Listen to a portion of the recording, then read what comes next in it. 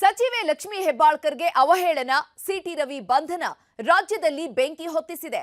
ಒಂದು ಕಡೆ ಸಚಿವೆಯನ್ನ ಕೆಟ್ಟದಾಗಿ ನಿಂದಿಸಿದ್ರು ಅಂತ ಕಾಂಗ್ರೆಸ್ ಬೀದಿಗಿಳಿದು ಪ್ರತಿಭಟನೆಯನ್ನ ಮಾಡಿದ್ರೆ, ಮತ್ತೊಂದು ಕಡೆ ಸಿಟಿ ರವಿಯನ್ನ ಅರೆಸ್ಟ್ ಮಾಡಿದ್ದಕ್ಕೆ ಚಿಕ್ಕಮಗಳೂರು ಉದ್ವಿಗ್ನಗೊಂಡಿದೆ. ಬೆಳಗಾವಿಯಲ್ಲಿ ಅರೆಸ್ಟ್ ಮಾಡಿದ್ದಕ್ಕೆ ಚಿಕ್ಕಮಗಳೂರಲ್ಲಿ ಭಾರಿ ಪ್ರೊಟೆಸ್ಟ್ ಆಗ್ತಾ ಇದೆ.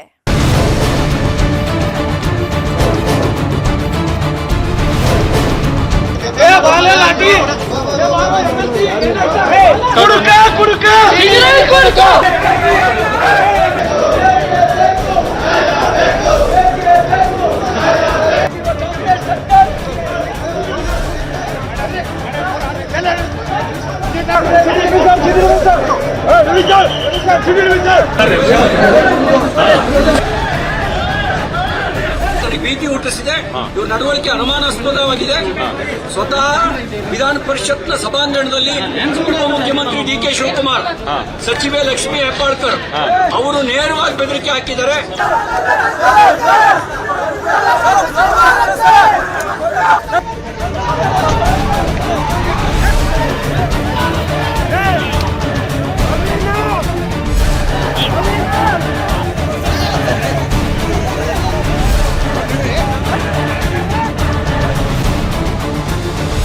ನನ್ನನ್ನು ಇಲ್ಲಿಗೆ ಕರ್ಕೊಂಡ್ಬಂದೆ.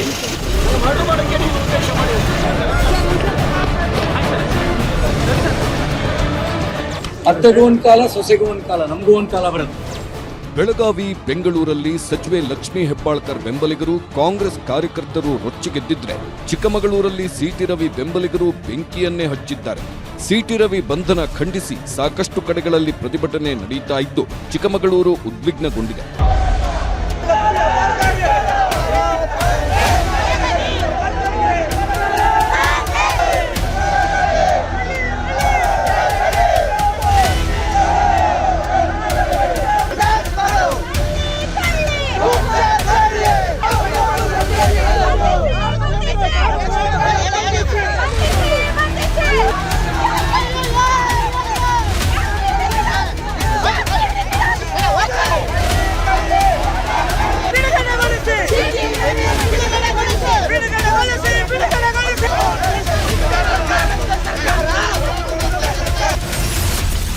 ಸಿಟಿ ರವಿ ಬಂಧನ, ಚಿಕ್ಕಮಗಳೂರು ಉದ್ವಿಗ್ನ. ರಸ್ತೆ ತಡೆ, ಟೈರ್ಗೆ ಬೆಂಕಿ, ಹೊತ್ತಿ ಉರಿದ ಬೈಕ್ಗಳು. ಕಾಂಗ್ರೆಸ್ನಿಂದಲೂ ಪ್ರತಿಭಟನೆ, ಕಾರ್ಯಕರ್ತರ ನಡುವೆ ಗಲಾಟೆ.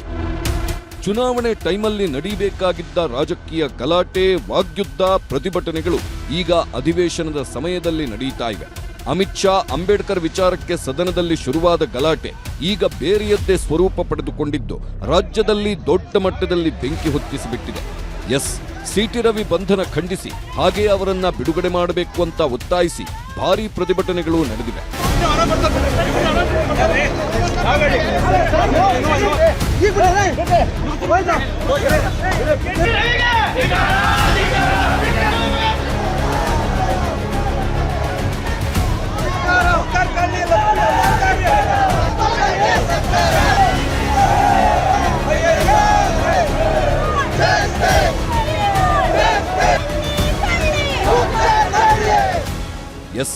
ಈಗ ಚಿಕ್ಕಮಗಳೂರು, ಬೆಳಗಾವಿ ಸೇರಿದಂತೆ ರಾಜ್ಯಾದ್ಯಂತ ಹೊತ್ತಿಕೊಂಡಿರೋ ಕಿಚ್ಚು ಗುರುವಾರ ಬೆಳಗಾವಿ ಅಧಿವೇಶನದಲ್ಲೇ ಹೊತ್ಕೊಂಡಿತ್ತು.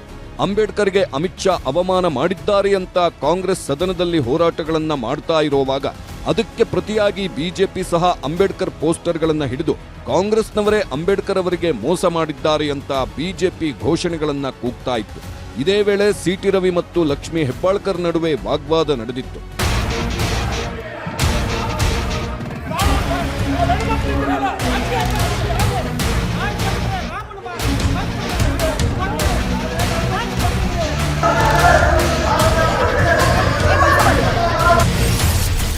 ಗುರುವಾರ ಮಧ್ಯಾಹ್ನ 12:55. ಈ ಎಲ್ಲ ಹೋರಾಟ, ಪ್ರತಿಭಟನೆಗೆ ಬೆಂಕಿಯ ಕಿಡಿ ಹೊತ್ತಿಕೊಂಡ ಸಮಯ ಇದು. ವಿಧಾನ ಪರಿಷತ್ನಲ್ಲಿ ಗುರುವಾರ ಮಧ್ಯಾಹ್ನ 12:55 ಸರಿಯಾಗಿ ಪರಿಷತ್ ಸದಸ್ಯ ಸಿಟಿ ರವಿ ಮತ್ತು ಲಕ್ಷ್ಮಿ ಹೆಬ್ಬಾಳ್ಕರ್ ನಡುವೆ ವಾಗ್ವಾದ ಶುರುವಾಗಿತ್ತು. ಅವರು ಇವರ ಮೇಲೆ, ಇವರು ಅವರ ಮೇಲೆ ಜೋರು ಧ್ವನಿಯಲ್ಲಿ ಮಾತಾಡಿದ್ರು. ಇದೇ ವೇಳೆ ಸಿಟಿ ರವಿ ಪ್ರಾಸ್ಟಿಟ್ಯೂಟ್ ಅನ್ನೋ ಪದ ಬಳಸಿದ್ರು ಅಂತ ಲಕ್ಷ್ಮಿ ಹೆಬ್ಬಾಳ್ಕರ್ ಆರೋಪ ಮಾಡಿದ್ರು. ಅಲ್ಲಿಂದ ಶುರುವಾದ ಹೈಡ್ರಾಮಾ ರಾತ್ರಿಯೆಲ್ಲ ಮುಂದುವರೆದಿತ್ತು. ಗೊತ್ತಾಗ್ಲಿ, ಜಗತ್ತಿಗೆ ಗೊತ್ತಾಗ್ಲಿ ಯಾರ್ಯಾರು ಹೆಂಗೆ ಅಂತ ಗೊತ್ತಾಗ್ಲಿ, ಯಾರ್ಯಾರು ಹೆಂಗೆ ಅಂತ ಗೊತ್ತಾಗ್ಲಿ.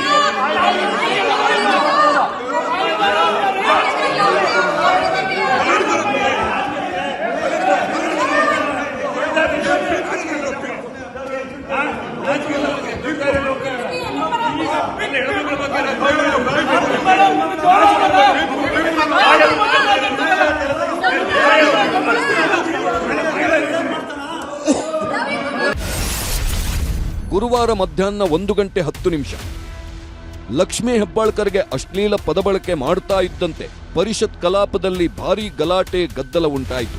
ಈ ವೇಳೆ ಕಲಾಪ ಮುಂದೂಡಿದ್ರೂ ಸಹ ಗಲಾಟೆ ನಿಲ್ಲಲಿಲ್ಲ. ಲಕ್ಷ್ಮೀ ಹೆಬ್ಬಾಳ್ಕರ್ ಬಗ್ಗೆ ಸಿಟಿ ರವಿ ಅಶ್ಲೀಲ ಪದ ಬಳಸಿದ್ದಾರೆ ಎಂದು ಕಾಂಗ್ರೆಸ್ ನಾಯಕರು ಆಕ್ರೋಶ ವ್ಯಕ್ತಪಡಿಸಿದ್ರು. ಸಿಟಿ ರವಿ ತಮ್ಮ ಬಗ್ಗೆ ಅಶ್ಲೀಲ ಪದ ಬಳಸಿದ್ದಾರೆ ಎಂದು ಲಕ್ಷ್ಮೀ ಹೆಬ್ಬಾಳ್ಕರ್ ಆಕ್ರೋಶ ಹೊರಹಾಕಿದ್ರು. ಸಿಟಿ ರವಿ 10 ಸಲ ಅಶ್ಲೀಲ ಪದ ಬಳಸಿದ್ದಾರೆ ಅಂತ ಕಿಡಿಕಾರಿದ್ರು. ಸಹ ಸದಸ್ಯರನ್ನು ಕರೆತಂದು ಆಕ್ರೋಶ ಹೊರಹಾಕಿದ ಲಕ್ಷ್ಮೀ ಹೆಬ್ಬಾಳ್ಕರ್ ನಂತರ ಸಭಾಪತಿ ಹೊರಟ್ಟಿಗೆ ದೂರು ಕೊಟ್ಟರು.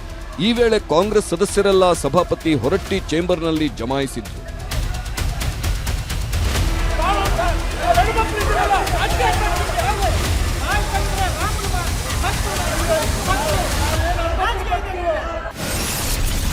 ಗುರುವಾರ ಮಧ್ಯಾಹ್ನ 3:30 ಲಕ್ಷ್ಮೀ ಹೆಬ್ಬಾಳ್ಕರ್ಗೆ ಸಿಟಿ ರವಿ ಅಶ್ಲೀಲ ಪದ ಬಳಸಿದ್ದಾರೆ ಅನ್ನೋ ವಿಚಾರ ಬೆಳಗಾವಿಯಾದ್ಯಂತ ಕಾಡ್ಗಿಚ್ಚಿನಂತೆ ಹಬ್ಬಿದ್ದು, ಲಕ್ಷ್ಮೀ ಹೆಬ್ಬಾಳ್ಕರ್ ಬೆಂಬಲಿಗರು ಸುವರ್ಣಸೌಧದ ಬಳಿಯೇ ಆಗಮಿಸಿ ಸಿಟಿ ರವಿಗೆ ಮುತ್ತಿಗೆ ಹಾಕಲು ಪ್ರಯತ್ನಿಸಿದ್ರು.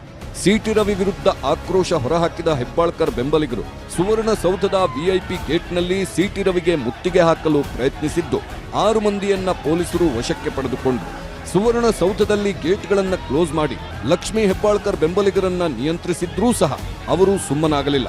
ಹೇ ಬಾರ, ದಮ್ಮಿದ್ರೆ ಆಚೆ ಬಾ ಅಂತ ಪೊಲೀಸರ ಮುಂದೆಯೇ ಸಿಟಿ ರವಿಗೆ ಆವಾಜ್ ಹಾಕಿದ್ರು. ಕೆಲವರಂತೂ ರೌಡಿಗಳ ರೀತಿ ವರ್ತಿಸಿ ಸಿಟಿ ರವಿ ಮೇಲೆ ಹಲ್ಲೆ ಮಾಡಲು ಮುಂದಾದ್ರು.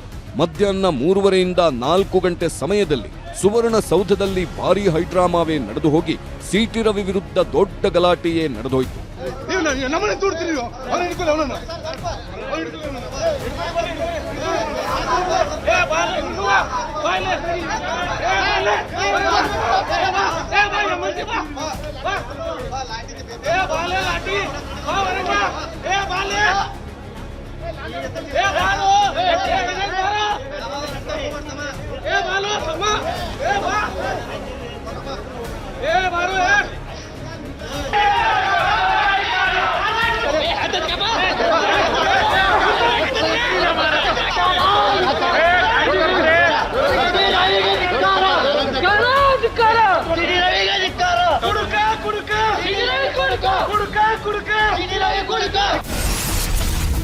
ಗುರುವಾರ ಸಂಜೆ 4:15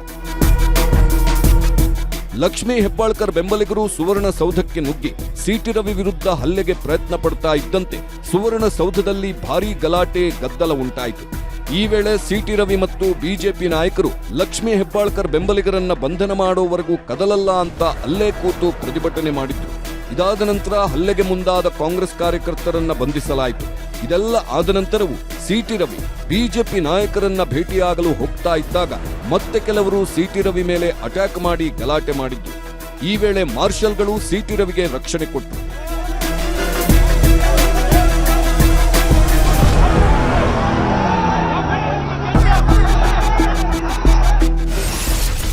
ಗುರುವಾರ ಸಂಜೆ 5:50 ಒಂದು ಕಡೆ ಲಕ್ಷ್ಮೀ ಹೆಬ್ಬಾಳ್ಕರ್ ಬೆಂಬಲಿಗರು ಸುವರ್ಣಸೌಧದ ಹೊರಗೆ ಕಾದು ಕುಳಿತು ಆಕ್ರೋಶ ಹೊರಹಾಕ್ತಾ ಇದ್ರೆ, ಒಳಗೆ ನುಗ್ಗಿದ ಎಲ್ಲಾ ಕಿಡಿಗೇಡಿಗಳನ್ನ ಬಂಧಿಸಿ ಕರೆದುಕೊಂಡು ಹೋಗಲಾಯಿತು. ಇದರ ನಡುವೆ ಬೆಳಗಾವಿ, ಬೆಂಗಳೂರಿನಲ್ಲಿ ಸಿಟಿ ರವಿ ವಿರುದ್ಧ ಪ್ರತಿಭಟನೆಗಳು ನಡೆದವು. ಇದೆಲ್ಲ ಆಗ್ತಾ ಇದ್ದಂತೆ ಲಕ್ಷ್ಮೀ ಹೆಬ್ಬಾಳ್ಕರ್ ಹಿರೇಬಾಗೇವಾಡಿ ಪೊಲೀಸ್ ಠಾಣೆಯಲ್ಲಿ ಸಿಟಿಆರ್ ವಿರುದ್ಧ ದೂರು ದಾಖಲಿಸಿದ್ರು. ಆ ಮೂಲಕ ಸಿಟಿಆರ್ ಹೆಬ್ಬಾಳ್ಕರ್ ಪ್ರಕರಣ ಪೊಲೀಸ್ ಠಾಣೆ ಮೆಟ್ಟಿಲೇರಿತ್ತು. ಗುರುವಾರ ಸಂಜೆ 6:50 ತಮ್ಮ ಮೇಲೆ ಅಟ್ಯಾಕ್ ಆಯಿತು, ಕಾಂಗ್ರೆಸ್ ಕಾರ್ಯಕರ್ತರು ಗೂಂಡಾಗಳಂತೆ ವರ್ತಿಸಿದ್ರು ಅಂತ ಸಿಟಿ ರವಿ ಸೇರಿದಂತೆ ಬಿಜೆಪಿ ನಾಯಕರು ಪ್ರತಿಭಟನೆ ಮಾಡ್ತಾ ಇದ್ರೆ, ಅತ್ತ ಪೊಲೀಸರು ಸಿಟಿ ರವಿಯನ್ನ ಬಂಧಿಸಿ ಕರೆದುಕೊಂಡು ಹೋಗೋದಕ್ಕೆ ಎಲ್ಲ ಸಿದ್ಧತೆ ಮಾಡಿಕೊಳ್ತಾ ಇದ್ರು. ಸಿಟಿ ರವಿ ವಿರುದ್ಧ ಜಾಮೀನು ರಹಿತ ಕೇಸ್ ದಾಖಲಾಗಿರೋದ್ರಿಂದ ಅವರನ್ನ ಗುರುವಾರ ಸಂಜೆ 6:50 ಪೊಲೀಸ್ ಭದ್ರತೆಯಲ್ಲಿ ಬಂಧಿಸಲಾಯಿತು.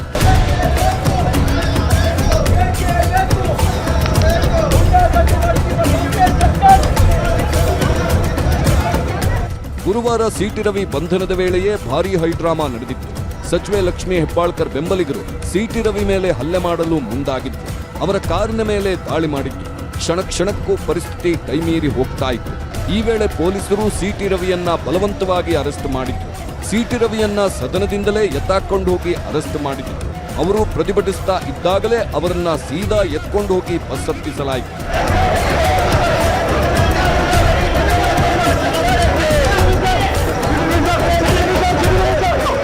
ಹೀಗೆ ಎಂಎಲ್ಸಿ ಸಿಟಿ ರವಿಯನ್ನ ಅರೆಸ್ಟ್ ಮಾಡಿದ ಮೇಲೆ ರಾತ್ರಿ ಪೂರ ಭಾರೀ ಹೈಡ್ರಾಮಾ ನಡೆದಿದ್ದು, ಭದ್ರತೆ ದೃಷ್ಟಿಯಿಂದ ಸಿಟಿ ರವಿಯನ್ನ ಪೊಲೀಸ್ ಠಾಣೆಯಲ್ಲಿ ಇಟ್ಟುಕೊಳ್ಳದೆ ರಾತ್ರಿ ಪೂರ ಕಾರು ಹತ್ತಿಸಿಕೊಂಡು ಓಡಾಡಿಸಲಾಯಿತು.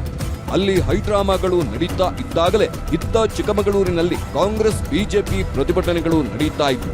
ಪೊಲೀಸರು ಪ್ರತಿಭಟನೆಗಳನ್ನ ಹತ್ತಿಕ್ಕೋ ಪ್ರಯತ್ನ ಮಾಡಿದ್ರು.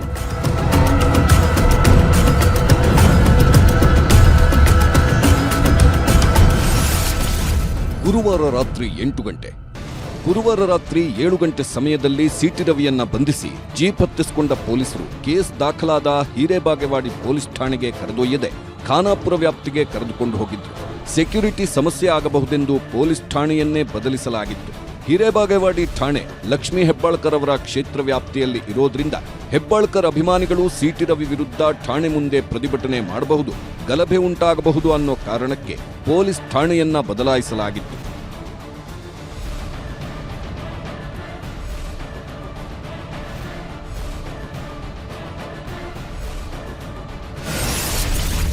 ಸಿಟಿ ರವಿ ತಲೆಗೆ ಗಾಯ, ಜೀವಕ್ಕೆ ಅಪಾಯ ಎಂದ ಸಿಟಿಆರ್. ಸಿಟಿ ರವಿಯನ್ನ ಅರೆಸ್ಟ್ ಮಾಡಿ ಹೇಳಿಕೆ ಪಡೆದುಕೊಳ್ಳುತ್ತಿದ್ದಾಗ ಪೊಲೀಸ್ ಠಾಣೆಯಿಂದ ಹೊರಬರಲು ಪ್ರಯತ್ನಿಸಿದ ಸಿಟಿ ರವಿ ತಲೆಗೆ ಗಾಯ ಮಾಡಿಕೊಂಡಿದ್ದು, ಇದರಿಂದ ಅವರ ತಲೆಯಲ್ಲಿ ರಕ್ತ ಬಂದಿದ್ದು ಅವರಿಗೆ ಬ್ಯಾಂಡೇಜ್ ಹಾಕಲಾಗಿತ್ತು. ಈ ವೇಳೆ ಪೊಲೀಸ್ ಠಾಣೆಯಿಂದ ಹೊತ್ಕೊಂಡು ಬಂದು ಅವರನ್ನ ಜೀಪ್ ಹತ್ತಿಸಲಾಯಿತು. ಇದರ ನಡುವೆ ಪೊಲೀಸ್ ಠಾಣೆಯಿಂದಲೇ ವಿಡಿಯೋ ಬಿಡುಗಡೆ ಮಾಡಿದ್ದ ಸಿಟಿ ರವಿ, ನನ್ನ ಜೀವಕ್ಕೆ ಅಪಾಯ ಇದೆ, ನನ್ನ ವಿರುದ್ಧ ಸುಳ್ಳು ಸುದ್ದಿ ಹಬ್ಬಿಸಿದ್ದಾರೆ, ನನ್ನ ಜೀವಕ್ಕೇನಾದ್ರೂ ಆದ್ರೆ ಡಿಕೆ ಶಿವಕುಮಾರ್, ಲಕ್ಷ್ಮೀ ಹೆಬ್ಬಾಳ್ಕರ್ ತಂಡವೇ ಕಾರಣ ಅಂತ ವಿಡಿಯೋ ಹೇಳಿಕೆ ಬಿಡುಗಡೆ ಮಾಡಿದ್ರು. ಭೀತಿ ಹುಟ್ಟಿಸಿದೆ. ಇವ್ರ ನಡವಳಿಕೆ ಅನುಮಾನಾಸ್ಪದವಾಗಿದೆ. ಸ್ವತಃ ವಿಧಾನ ಪರಿಷತ್ನ ಸಭಾಂಗಣದಲ್ಲಿ ಉಪಮುಖ್ಯಮಂತ್ರಿ ಡಿಕೆ ಶಿವಕುಮಾರ್, ಸಚಿವೆ ಲಕ್ಷ್ಮೀ ಹೆಬ್ಬಾಳ್ಕರ್ ಅವರು ನೇರವಾಗಿ ಬೆದರಿಕೆ ಹಾಕಿದ್ದಾರೆ. ಶುಕ್ರವಾರ ಬೆಳಗ್ಗೆ 11:30 ಬೆಳಗಾವಿ ಜಿಲ್ಲೆಯಲ್ಲಿ ರಾತ್ರಿಯೆಲ್ಲ ಸುತ್ತಾಡಿಸಿ ಬೆಳಗ್ಗೆ ಮೆಡಿಕಲ್ ಚೆಕಪ್ ಮಾಡಿಸಿ 11 ಗಂಟೆ ಸಮಯದಲ್ಲಿ ಸಿಟಿ ರವಿಯನ್ನ ಕೋರ್ಟ್ಗೆ ಹಾಜರುಪಡಿಸಲಾಯಿತು. ಕೋರ್ಟ್ನಲ್ಲಿ ಏನೆಲ್ಲ ಆಯ್ತು ಅನ್ನೋದನ್ನ ಹೇಳ್ಕೊಂಡ ಸಿಟಿ ರವಿ, ಜಡ್ಜ್ ಎದುರು ಅಳಲು ತೋಡಿಕೊಂಡಿರುವ ಸಿಟಿ ರವಿ, 3 ಜಿಲ್ಲೆಗಳಲ್ಲಿ ನನ್ನನ್ನು ಸುತ್ತಿಸಿದ್ದಾರೆ. ಧಾರವಾಡ ಹೈಕೋರ್ಟ್ ನನಗೆ ಕಾಣಿಸ್ತಾ ಇತ್ತು, ಆದ್ರೆ ಇವರು ಕೋರ್ಟ್ಗೆ ಕರೆತರದೆ ಕಬ್ಬಿನಗದ್ದೆ ಒಳಗೆ ನಿಲ್ಲಿಸಿದ್ರು, ಕ್ರಷರ್ ಬಳಿ ನಿಲ್ಲಿಸಿದ್ರು. ನಂದಗಡ, ಕಿತ್ತೂರು, ಧಾರವಾಡ, ಬೈಲಹೊಂಗಲ, ಸವದತ್ತಿ ಹೀಗೆ ಎಲ್ಲೆಲ್ಲಿಗೋ ಕರೆದುಕೊಂಡು ಹೋಗಿದ್ರು ಅಂತ ಜಡ್ಜ್ ಮುಂದೆ ಹೇಳ್ಕೊಂಡ್ರು.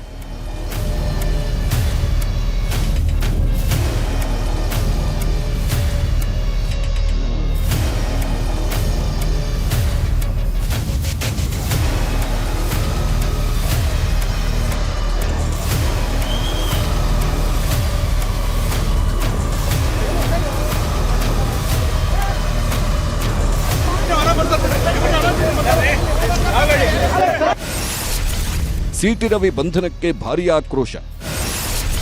ಚಿಕ್ಕಮಗಳೂರಿನಲ್ಲಿ ಸಿಟಿ ರವಿ ಬೆಂಬಲಿಗರ ಪ್ರತಿಭಟನೆ.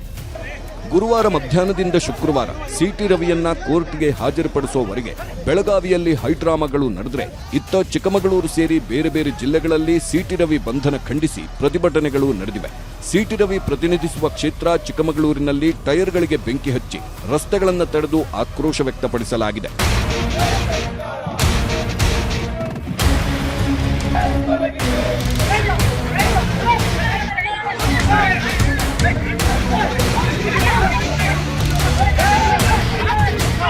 ಚಿಕ್ಕಮಗಳೂರಿನಲ್ಲಿ ಬಿಜೆಪಿ ಕಾರ್ಯಕರ್ತರು ಸರ್ಕಾರದ ವಿರುದ್ಧ ರೊಚ್ಚಿಗೆದ್ದು ಪ್ರತಿಭಟನೆ ಮಾಡಿದ್ರು. ರಸ್ತೆಗಳನ್ನೆಲ್ಲ ತಡೆದು ಅಯ್ಯಯ್ಯೋ ಅನ್ಯಾಯ ಅಂತ ಘೋಷಣೆಗಳನ್ನ ಕೂಗಿದ್ರು. ಸಿಟಿ ರವಿಯನ್ನ ಬಿಡುಗಡೆ ಮಾಡಿ ಲಕ್ಷ್ಮೀ ಹೆಬ್ಬಾಳ್ಕರ್ ಅವರನ್ನ ಬಂಧಿಸಿ ಅಂತ ಒತ್ತಾಯ ಮಾಡಿದ್ರು. ಹೀಗೆ ರಸ್ತೆಗಳಲ್ಲಿ ಹೆಚ್ಚು ಜನ ಸೇರ್ತಾ ಇದ್ದಂತೆ ಪೊಲೀಸರು ಪ್ರತಿಭಟನಾಕಾರರನ್ನ ವಶಕ್ಕೆ ಪಡೆದುಕೊಂಡ್ರು.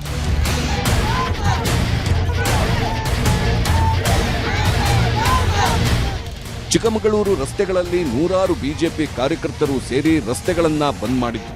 ಸರ್ಕಲ್ನಲ್ಲಿ ಸುತ್ತಲೂ ನಿಂತುಕೊಂಡು ಸಿಟಿ ರವಿ ಮತ್ತು ಅಂಬೇಡ್ಕರ್ ಪೋಸ್ಟರ್ಗಳನ್ನ ಹಿಡಿದು ಅನ್ಯಾಯ ಅಂತ ಕೂಗಿದ್ರು. ಆರಂಭದಲ್ಲಿ ಪ್ರತಿಭಟನೆಗೆ ಅವಕಾಶ ಕೊಟ್ಟ ಪೊಲೀಸರು ನಂತರ ಎಲ್ಲರನ್ನೂ ವಶಕ್ಕೆ ಪಡೆದುಕೊಂಡರು.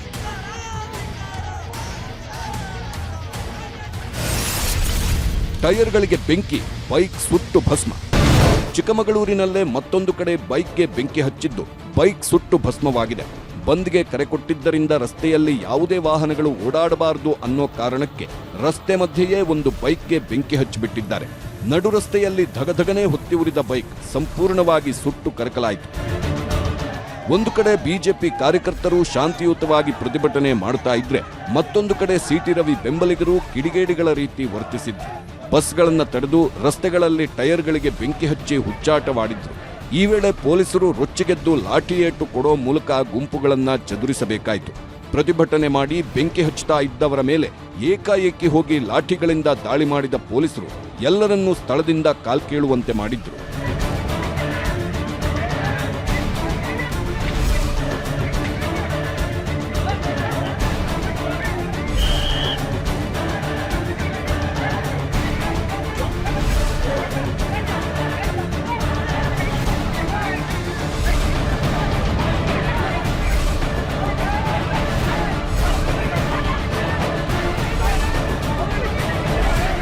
ರಾಜ್ಯದಲ್ಲಿ ಬಿಜೆಪಿ ಮಾತ್ರವಲ್ಲ, ಕಾಂಗ್ರೆಸ್ನಿಂದಲೂ ಪ್ರತಿಭಟನೆಗಳು ನಡೆದಿವೆ. ಕಾಂಗ್ರೆಸ್ ಬಿಜೆಪಿ ಪ್ರತಿಭಟನೆಗಳ ವೇಳೆ ಪರಸ್ಪರ ವಾಗ್ಯುದ್ಧ, ಹೊಡೆದಾಟವೂ ನಡೆದಿದೆ. ಸಚಿವೆ ವಿರುದ್ಧ ಅಶ್ಲೀಲ ಪದ ಬಳಕೆ, ಬಿಜೆಪಿ ಮಹಿಳೆಯರಿಗೆ ಗೌರವ ಕೊಡಲ್ಲ ಅಂತ ಪ್ರತಿಭಟನೆ ಮಾಡಿದ್ರೆ ಬಿಜೆಪಿ ಸಿಟಿ ರವಿ ಬಂಧನವನ್ನ ಖಂಡಿಸಿ ಕಾಂಗ್ರೆಸ್ ಸರ್ಕಾರದ ವಿರುದ್ಧ ಆಕ್ರೋಶ ಹೊರಹಾಕಿದೆ.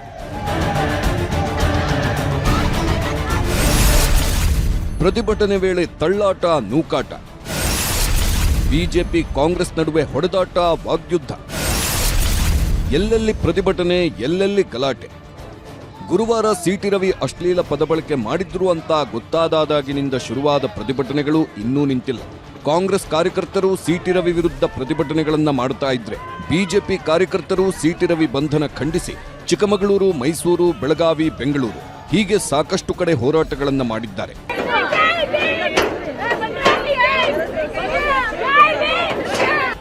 ಸಿಟಿ ರವಿ ತವರು ಚಿಕ್ಕಮಗಳೂರಿನಲ್ಲಿ ನೂರಾರು ಕಾರ್ಯಕರ್ತರು ಸೇರಿ ಪ್ರತಿಭಟನೆ ಮಾಡಿದ್ದು, ಅದೇ ಸ್ಥಳದಲ್ಲಿ ಕಾಂಗ್ರೆಸ್ ಕಾರ್ಯಕರ್ತರು ಸಹ ಪ್ರತಿಭಟನೆ ನಡೆಸಿದ್ದರಿಂದ ಕೆಲಕಾಲ ತಳ್ಳಾಟ, ನೂಕಾಟ ಸಹ ನಡೆದಿದೆ. ಕಾಂಗ್ರೆಸ್ ಪ್ರತಿಭಟನೆ ಮಾಡ್ತಾ ಇದ್ದ ಜಾಗಕ್ಕೆ ಬಿಜೆಪಿ ಕಾರ್ಯಕರ್ತರು ಹೋಗಿದ್ದು, ಪ್ರತಿಭಟನೆ ವೇಳೆ ಕಾಂಗ್ರೆಸ್ ಬಿಜೆಪಿ ಮಧ್ಯೆ ಗಲಾಟೆ ನಡೆದಿದೆ. ಚಿಕ್ಕಮಗಳೂರು ನಗರದ ಆಜಾದ್ ಪಾರ್ಕ್ ಬಳಿ ಈ ಘಟನೆ ನಡೆದಿದ್ದು, ಪರಿಸ್ಥಿತಿ ನಿಯಂತ್ರಣಕ್ಕೆ ತರಲು ಪೊಲೀಸರು ಪರದಾಡುವಂತಾಯಿತು. ನೀವು ಈ ದೃಶ್ಯಗಳಲ್ಲಿ ನೋಡಬಹುದು ಅಲ್ಲಿ ಪರಿಸ್ಥಿತಿ ಹೇಗಿದೆ ಅಂತ. ಒಂದು ಕಡೆಯಿಂದ ಬಿಜೆಪಿ ಕಾರ್ಯಕರ್ತರು ನುಗ್ತಾ ಇದ್ರೆ, ಮತ್ತೊಂದು ಕಡೆಯಿಂದ ಕಾಂಗ್ರೆಸ್ ಕಾರ್ಯಕರ್ತರು ತಳ್ತಾ ಇದ್ದಾರೆ. ಘೋಷಣೆಗಳನ್ನ ಕೂಕ್ಕೊಂಡು ಒಬ್ಬರನ್ನೊಬ್ಬರು ತಳ್ಳೋ ಪ್ರಯತ್ನ ಮಾಡಿದ್ದಾರೆ. ಬಿಜೆಪಿ ಕಾರ್ಯಕರ್ತರ ಮೇಲೆ ಕಾಂಗ್ರೆಸ್ ಕಾರ್ಯಕರ್ತರು ಮುಗಿಬಿದ್ದಿದ್ದು, ಈ ವೇಳೆ ಕೈ ಮಿಲಾಯಿಸುವಂತಾಗಿದೆ. ಪರಿಸ್ಥಿತಿ ನಿಭಾಯಿಸಲು ಪೊಲೀಸರು ಹರಸಾಹಸ ಪಟ್ಟಿದ್ದಾರೆ. ಪ್ರತಿಭಟನೆ ಇದ್ದಕ್ಕಿದ್ದಂತೆ ಗಲಾಟೆಗೆ ತಿರುಗಿದ್ದು, ಪರಿಸ್ಥಿತಿ ಕೈಮೀರಿ ಹೋಗ್ತಾ ಇದೆ ಅಂತ ಗೊತ್ತಾಗ್ತಾ ಇದ್ದಂತೆ ಪೊಲೀಸರು ಬಿಜೆಪಿ ಕಾರ್ಯಕರ್ತರನ್ನ ವಶಕ್ಕೆ ಪಡೆದು ಪೊಲೀಸ್ ವ್ಯಾನ್ಗೆ ಹತ್ತಿಸಿಕೊಂಡ್ರು. ಪೊಲೀಸರು ಬಿಜೆಪಿ ಕಾರ್ಯಕರ್ತರನ್ನ ಹೊಡೆದು ಜೀಪ್ ಹತ್ತಿಸ್ತಾ ಇದ್ರು. ಕೆಲವು ಕಾಂಗ್ರೆಸ್ ಕಾರ್ಯಕರ್ತರು ಮುಗಿಬಿದ್ದು ಗಲಾಟೆಗೆ ಮುಂದಾಗಿದ್ದು ಕಂಡುಬಂತು.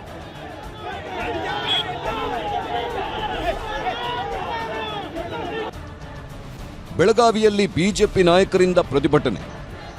ಸಿಟಿ ರವಿ ಬಂಧನವನ್ನ ಖಂಡಿಸಿ ಬೆಳಗಾವಿ ಸುವರ್ಣಸೌಧದಲ್ಲೇ ಕೆಲವು ಬಿಜೆಪಿ ನಾಯಕರು ಪ್ರತಿಭಟಿಸಿದ್ರು. ಶುಕ್ರವಾರವೂ ಆ ಪ್ರತಿಭಟನೆ ಮುಂದುವರೆದಿದ್ದು, ಚೆನ್ನಮ್ಮ ವೃತ್ತದಲ್ಲಿ ಮಾನವ ಸರಪಳಿ ನಿರ್ಮಿಸಿ ಪ್ರತಿಭಟನೆ ಮಾಡಿದ ಬಿಜೆಪಿ ನಾಯಕರು ಸಿಟಿ ರವಿ ಬಂಧನಕ್ಕೆ ತೀವ್ರ ಆಕ್ರೋಶ ವ್ಯಕ್ತಪಡಿಸಿದ್ರು. ಈ ಪ್ರತಿಭಟನೆಯಲ್ಲಿ ವಿಪಕ್ಷ ನಾಯಕ ಅಶೋಕ್, ಬಿವೈ ವಿಜಯೇಂದ್ರ ಭಾಗಿಯಾಗಿ ಸರ್ಕಾರದ ವಿರುದ್ಧ ತಮ್ಮ ಆಕ್ರೋಶವನ್ನ ಹೊರಹಾಕಿದ್ರು.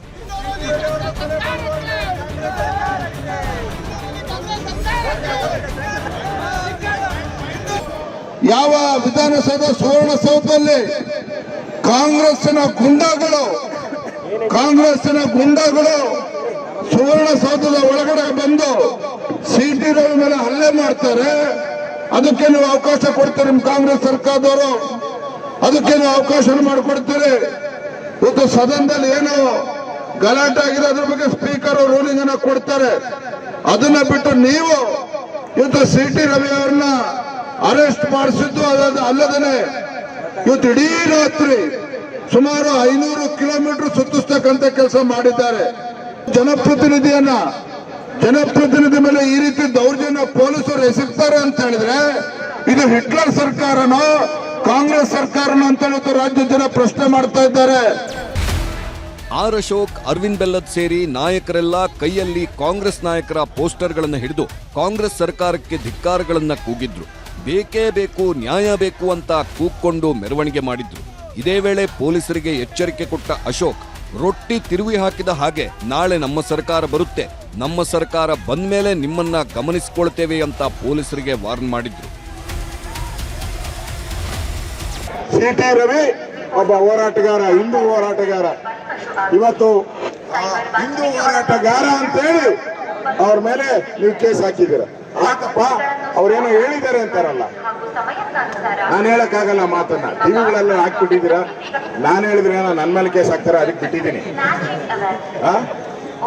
ಯಾವ ವರ್ಡ್ ನಾನು ಹೇಳಕ್ಕಾಗತ್ತನಪ್ಪ? ಹೇಳಕ್ಕಾಗಲ್ಲ.